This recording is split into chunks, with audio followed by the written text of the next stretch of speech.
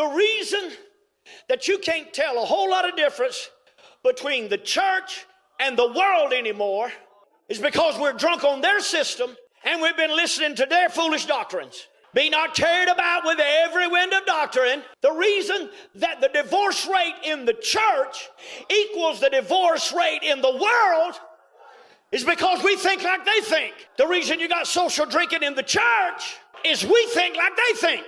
God did not save me to think like they think. He saved me so that I can operate in a different world system, a kingdom system. Deborah, y'all didn't know. I leaned over to First Lady. I said, the words that's in that verse are identical with what I'm putting in this sermon. I can show you after church if you don't believe me. Because God spoke to me this week. He said, you tell them that I'm about newness. He said, when I save you, I take out the stony heart and I give you a fleshly heart. Come on. I make you a new creature. Old things pass away and all things are made new. Right? He said, then, watch, if you're filled with the Spirit, you speak with a new tongue. He said, you got a new name that no man knows except him that has received it. And one of these days, you're going to be in a new heaven and a new earth.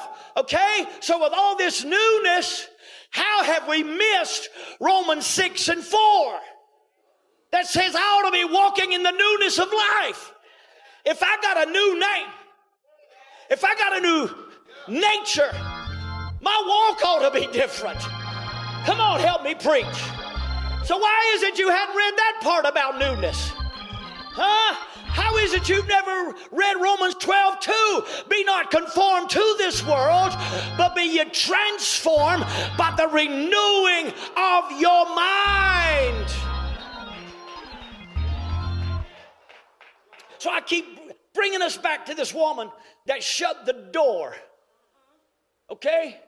I keep bringing us back there because the oil didn't flow until she shut the door. You can't keep the door open to that world and operate in His. You've got to shut the door to the worldly way of thinking, the worldly way of living, to get the oil to. That means you got to shut the door to bad priorities, bad trends, bad tendencies.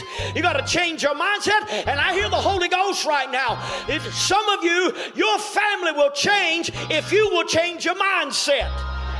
If you'll change your attitude, change your perspective.